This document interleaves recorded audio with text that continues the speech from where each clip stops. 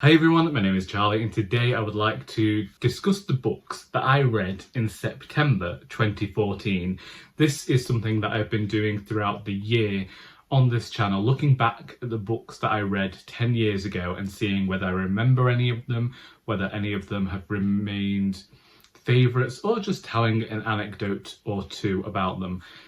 I was surprised last month to discover that I hadn't read much in August, but then when I looked at September of 2014, I understood just why. Also because I remembered some scandals that went on at the charity shop, of which I have talked at length about with people at work in the last few weeks. The first book that I finished in September 2014 was Nickleby by Charles Dickens. And this was what I call my first proper Dickens book that I'd read. I do this because although I'd looked at a few Dickens bits when I was in high school, we read Great Expectations for uni, I'm sure. At least I read Great Expectations. I swear I did it for uni. Prior to that, with Dickens, I had being gifted my grandparents' set of flood-damaged Dickens copies that were so small that I couldn't actually read the print. And I recall that at some point in year 6, we got told that we'd be doing something in the morning and then to bring a book or video game with us for the afternoon. And so I brought Oliver Twist just to look a little bit pretentious, and I sat there trying to read it. And I think that's one of the reasons that I've always had an issue with that book, is that memory of being sat in year 6 and not making head nor tail of Oliver Twist. It was because that The Muppets Christmas Carol was one of my favourite movies growing up. Indeed, it's still a favourite right now. But I, in my childish ways, had completely conflated what Dickens was with Muppets Christmas Carol. So when there wasn't all of this magic, whimsy and gonzo in Oliver Twist, I set it aside, and 21 years later, I still haven't looked at that book. Over the years that followed, the only book I did read was A Christmas Carol, and I got my first copy of that either from the charity shop or from the Leak bookshop, because I owned about 4 copies at one time. I started this tradition for myself of reading that every Christmas Eve, and that had become the one book of Dickens that I had read. And I kept thinking, I need to read a lengthy Dickens tome.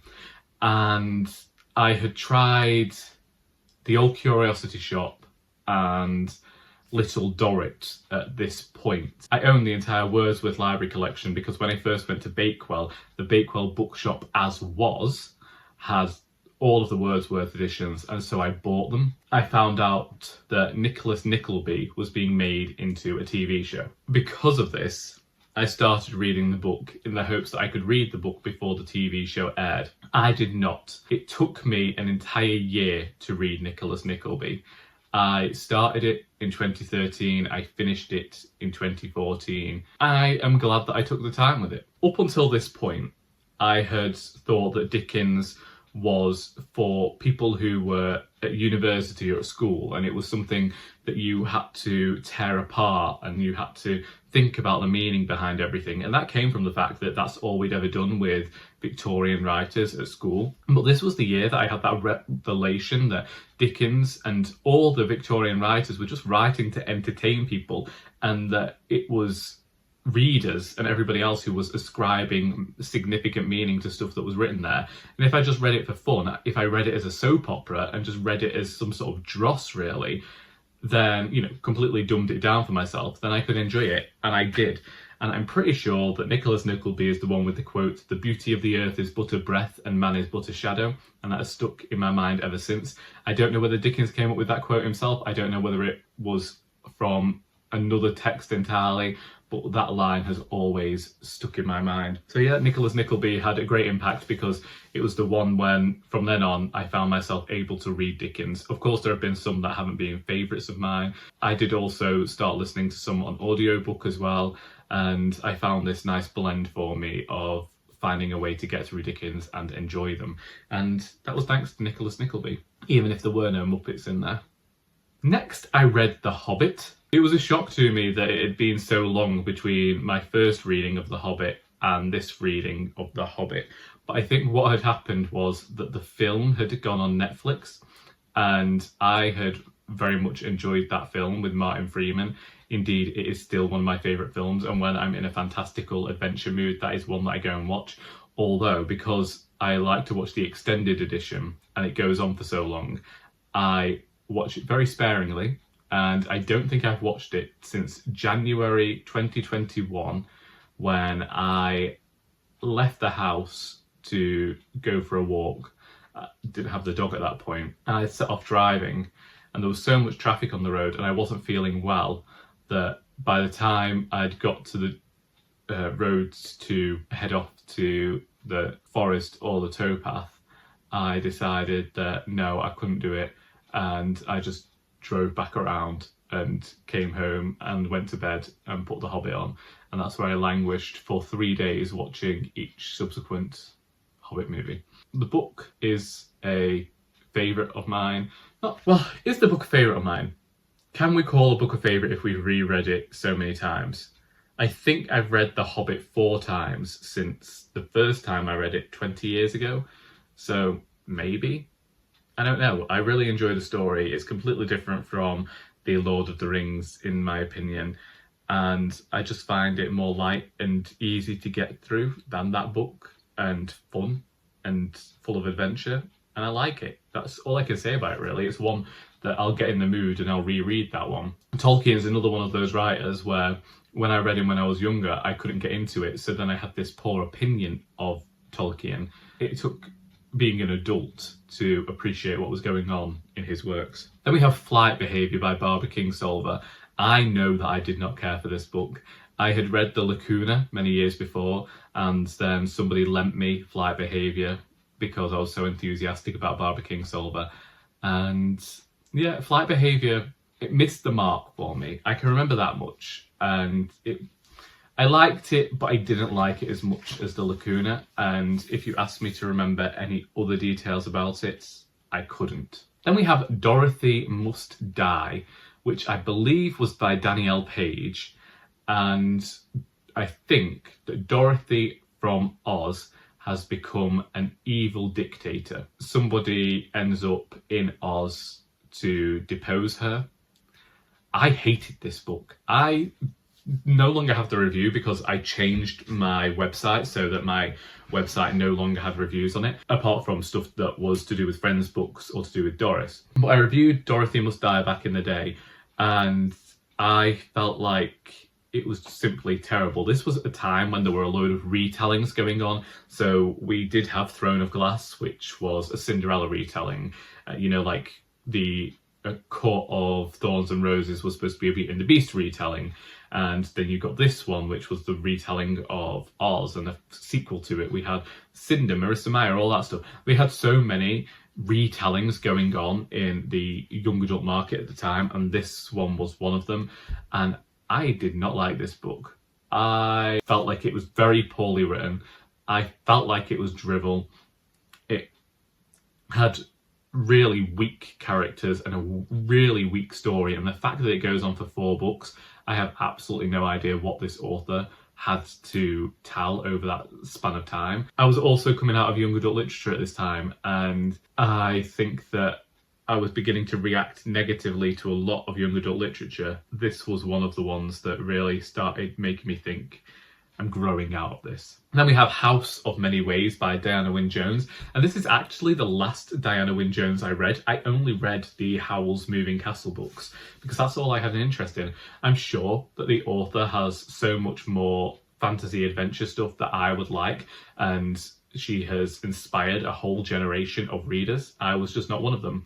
I found Howl's Moving Castle because of an advert in some magazine, and then I found out it was written by Diana Wynne Jones, and I read the books, but the books, for me, did not have the same magic as the film. I really like Howl's Moving Castle as a film. I haven't watched a lot of Studio Ghibli, although I do like the artistic style, and it is something that I have navigated towards in the past. But Howl's Moving Castle is one of those films that I watched when I borrowed it from the library. I used to have to pay £1 to have a DVD for a week, and we were like poor. I talked about this before, but I feel like people don't have an idea or concept of how flaming poor we were. And so a treat for us would be if our mother said to us we could have a CD or a DVD from the library and we could have it for the week. And that's where we would watch new films, because so often we couldn't actually afford them. So if there was something we were interested in, then we either had to wait for it to come on the television, or if we got a little bit of spare change, then we could get a DVD from the library. I really wanted to see Howl's Moving Castle, and I saw that Congleton Library had it, and I asked my grandmother whether I could have £1 to go and take it out of the library, and I did.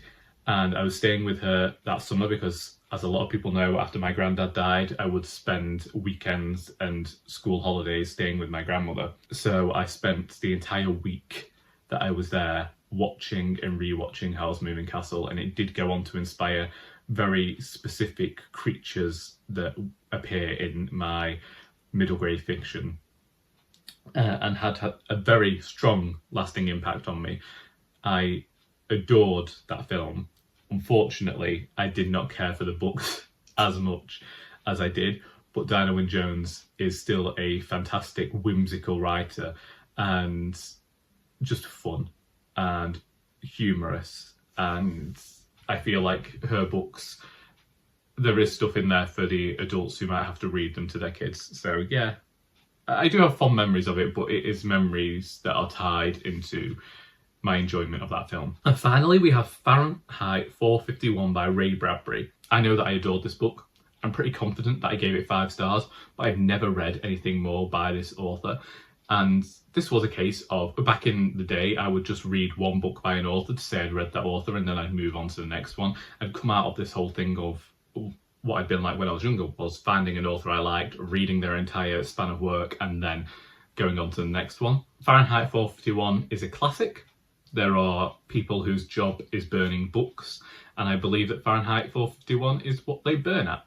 And I only know that from watching people talk about it all these years on YouTube, because for the most part, I've forgotten this book. I can say I adored it. I can tell people that I really thought this was a great, stupendous read.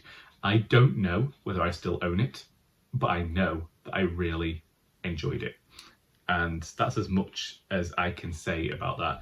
I'm looking at the following month, what I read in October 2014, and I am looking forward to sharing that with you next month, because there is another... It's funny for me to look at the various types of books that I was reading over this year, because I know that I was writing the middle grade novel at the time, and so all of these pieces of middle grade fiction will appear alongside hefty tomes like Nicholas Nickleby and classics like Fahrenheit 451.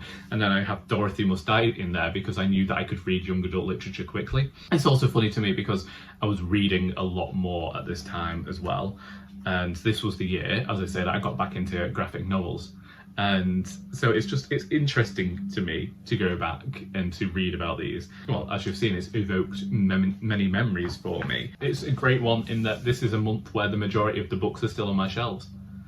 Flight Behaviour isn't here because, well, one, it wasn't my book and I wasn't about to buy a copy of a book that I didn't particularly care for. And Dorothy Must Die, I could not tell you when that disappeared from my shelves. It went to a charity shop. I don't know whether it went to the charity shop I was working at. I don't know whether I waited and donated it to the charity shop where I am now. That book is off somewhere. I could have even given it to a friend. I used to have them. Well, I still have them. I just spaced them out all over the planet. Anyway, that's me. Those are the books that I read in September 2014. Have you read any of these books? Did you ever mistake a Dickens novel for a Muppets adaptation? Weirdly enough, I have found out that there is actually a picture book version, a novelisation, if you will, of the Muppets Christmas Carol. I didn't buy it when it came into the charity shop, and part of me wishes that I had, because I think that that would have given me everything I wanted. But maybe that's the thing. People are talking about recasting films with an entirely Muppet cast and just one human actor. Can we do that with some books, please? Like, can you imagine if we threw Gonzo into the Count of Monte Cristo? Kermit the Frog and Miss Piggy recreate Pride and Prejudice. I probably wouldn't have the same thing. Maybe it is just best for films. Either way, that's me. That's something for me to go and think about. If you would like to talk about any of the books that I've talked about in this video, then please feel free to do so in the comments. I hope that you have enjoyed this video, because until next time, that is all.